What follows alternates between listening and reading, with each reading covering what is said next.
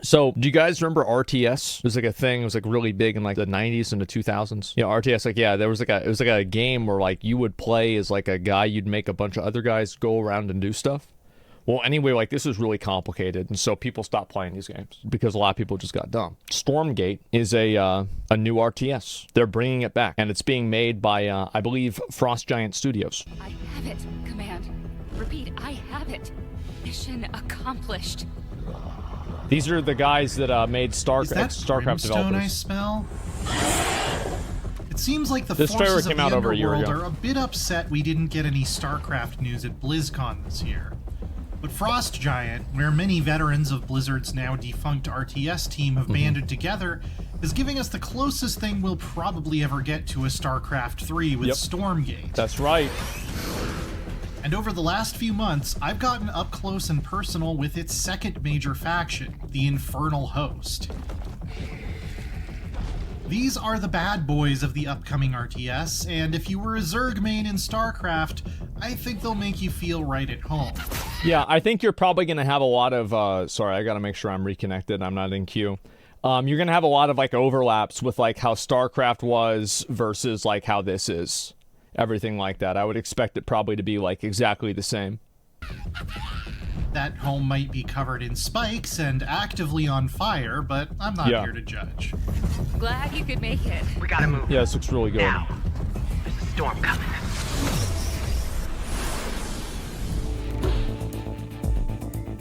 Much like StarCraft's Zerg or Warcraft 3's Undead, the Infernal Host is Stormgate's spread corruption across the map faction. Yeah. With a new mechanic called Shroud that swirls in a radius around your main base building and defensive towers. Unlike the Zerg and Undead, you don't have to build on Shroud. You can plop structures down anywhere you want, but infernal units standing on it will slowly fill up a secondary health bar, what the devs are currently just calling white health, that makes them extra tanky. Okay. This is a great natural deterrent to early harassment, since even your workers get access to it.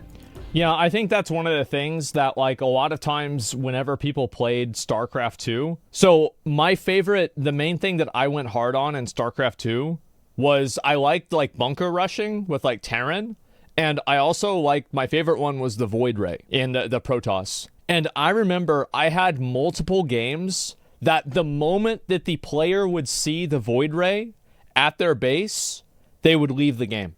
They would immediately quit out. They would see it, they're up, I'm out, nope, fuck that. And that was it. You must construct additional pylons. Yeah, because they knew it was over. Yeah, it was over. Like, they had no anti-air. And it's like, I remember they would build, like, a tower, and then I would go around the other side, and then I would kill them, and I'd try to run to the tower, and then I would just, like, build another Void Ray, and then kill the tower, and then they'd be like, what the fuck are we gonna do? Oh, it was so good. I loved it in StarCraft 2. So, like, and the point, though, is, like, that gameplay is really unfun for the other person. Because, like, they lose so early on, they don't get a chance to, like, really be able to play the game. So, as fun as it was to do that with StarCraft, I don't know if that's necessarily a good thing for a game to have. To be able to lose that early in an RTS game. White health begins to degrade when you're not standing on Shroud, though. It's bad for noobs. And the problem is, like, the problem is you have to cultivate nubs into good players, right? But, like, whenever the nubs are playing and they're not having fun, well, they never become good players. Up a huge critical mass of troops on my Shroud and then send them in all at once while they were at their beefiest. Little groups of units don't necessarily do well deploying to far corners of the map where they can't top up. Though, of course, you can always set up forward outposts if you need a little more juice. These wave tactics are encouraged by other infernal mechanics too. For instance, their units build instantly, but each building only has so many spawn charges, which take time to refresh. Oh, wow. So if you hold off on building units for a while, you can build a whole bunch really fast. Oh, that's badass. Holy shit. So you can just, like, make an army out of fucking nowhere. This allows for some fairly brutal timing and tempo pushes, Yeah. with the demon hordes coming in waves rather than a trickle to the front line. The Infernal Host is designed to be a faction where you don't sweat the deaths of a couple hundred minions. There are plenty more where that came from, and you have worlds to conquer. In fact, you want to see both sides' population numbers drop, as this faction collects a unique resource called Animus every time something dies anywhere on the map, Okay. which can be used to perform special rituals like summoning this capstone flying unit, the Flayed Dragon. Animus is collected by all Infernal players simultaneously, so in Infernal versus Infernal games, you can expect a pretty chaotic mirror match. Yeah. Many Infernal units also benefit from your own side. I really like the catapults, you know? Reminds me a little bit of Warcraft 2, maybe Age of Empires 2 as well. Taking losses in other ways.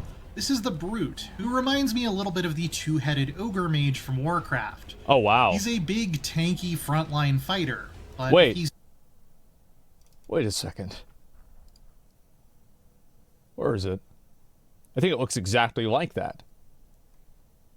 It's the exact same image. Yeah, they do look like, I don't know how I remember this, but if you select an ogre mage, it looks exactly like that. But anyway, yeah, it's like pretty much verbatim. He's not getting along with his better half. He can literally rip himself in two. And wait, what? Not getting along with his better half. He can literally rip himself in two and spawn two fiends. So it's like Templars and Archons of the Infernal host. But like There's the even an inverse. upgrade that causes this to happen automatically whenever a brute dies. Huh. Fiends are fast and deadly, but their regular health bar starts dropping automatically the moment they come into existence. You can keep them alive longer by putting them on Shroud, since their white health won't decay. But it's usually not a very efficient use of your population cap to just keep a bunch of them around, so it's better to just send them off to fall in glorious battle before time takes its toll. Oh, that's kind of cool. I like that. Okay. Your other basic infantry unit is the Gaunt. Gaunt present. These pointy little dudes with a glaive attack that can bounce to multiple enemies. Okay. They're most effective in large groups, and their unique upgrade allows them to pay a little bit of health to make their glaives temporarily spread an infest status effect to enemy units. Huh. Any unit that dies while infested spawns a fiend. Oh, wow. You may see where this is Oh, that kind of reminds me of Necromancers in Warcraft 3. going. A front line of upgraded Gaunts and Brutes can turn into an absolute doom tide of fiends, even if you're taking much heavier losses than the enemy, which turns the momentum of the battle around fast. Note that Stormgate is still being actively balanced, and these blow since up? the Infernal they host do. is the newer faction, they're not quite as balanced as Banelings. the poor human vanguard here. Listen. That's not the only way to use Infest, though. Remember this big guy? Yeah. The Flayed Dragon can inhale the Infest effect from all nearby units affected by it, Okay. inflicting damage on them and topping off the white health of his nearby allies. Wow. He's kind of like a Frostworm on steroids. So is it like a hero unit almost? The best counter seems to be not letting your opponent get one in the first place. Yeah. I got to see a couple more Infernal units too. This is the Weaver, a big, slow, spidery thing That's cool. that can tell an enemy to get over here, like Scorpion from Mortal Kombat. They can also see up smaller. You know, now that I think about it, is there anything in StarCraft 2 that can actually move another player's character? Another player's unit? Like forcibly? Vipers? Fuck, man. I don't remember that. cliffs due to being so tall. The Magmadon here, which gives me Kodo Beast vibes, can charge through most enemy ground units, pushing them out of the way and allowing it to get to the softer back line. Okay, the that's Doombringer cool. is an air transport that creates a radius of shroud around it when deployed, though it has to touch grass to do so. Kind of like a warp prism that's a bit more vulnerable to counterattack. Yeah, being able to like have them suicide is nuts. The Infernal Host is the kind of RTS faction that takes some getting used to, in contrast to the more standard Vanguard. But it really is a riot once you get the hang of it, with battles that look hopeless to a newcomer turning into a clean sweep, as the ground is replaced with fiends and your enemy winds up completely inundated by death. They share some traits with factions in this team's past work. Yeah, it seems like a like kind of like a snowball effect with like this but type are of very stuff. much their own thing. If you want to try them out yourself, the pre-launch page for the Stormgate Kickstarter is now live.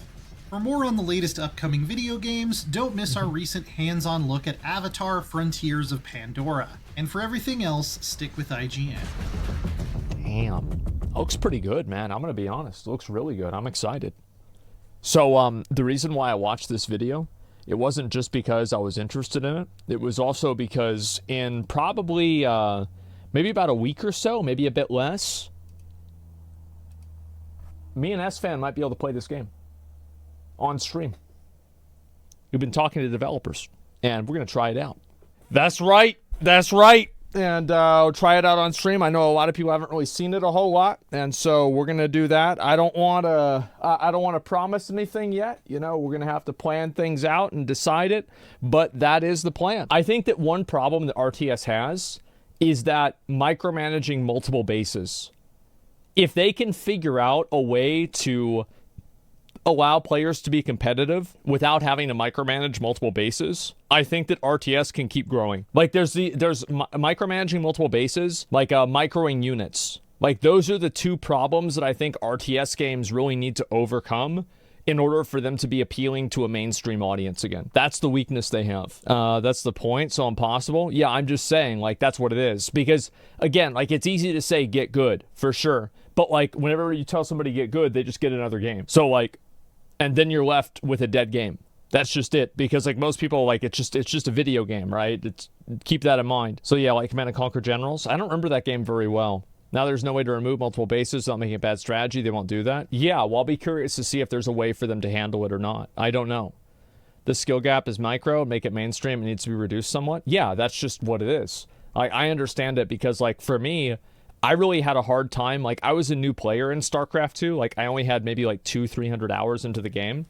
And I felt like I was getting capped and I wasn't getting better at the game and improving because, like, my micro ability wasn't good. Like, I felt like the ability to, like, control my troops and, like, change the course of a battle and my planning was good. But it's just, like,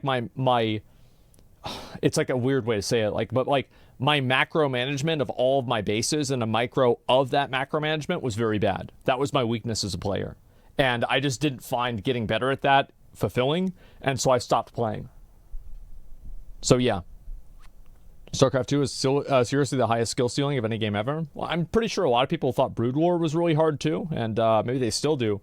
But either way, you know, that's, I think, one of the big reasons why RTS stopped being popular. It's because the skill gap just got so big. Just buy a better mouse. Yeah, exactly. Brood War's way harder. Yeah, I'm not sure. Like, again, I never really played either of those games competitively. I think that, I honestly don't remember even what rank I got to in StarCraft 2, but it was nothing super impressive. I'll link you guys the video too. This is an IGN video. It's actually a pretty good video.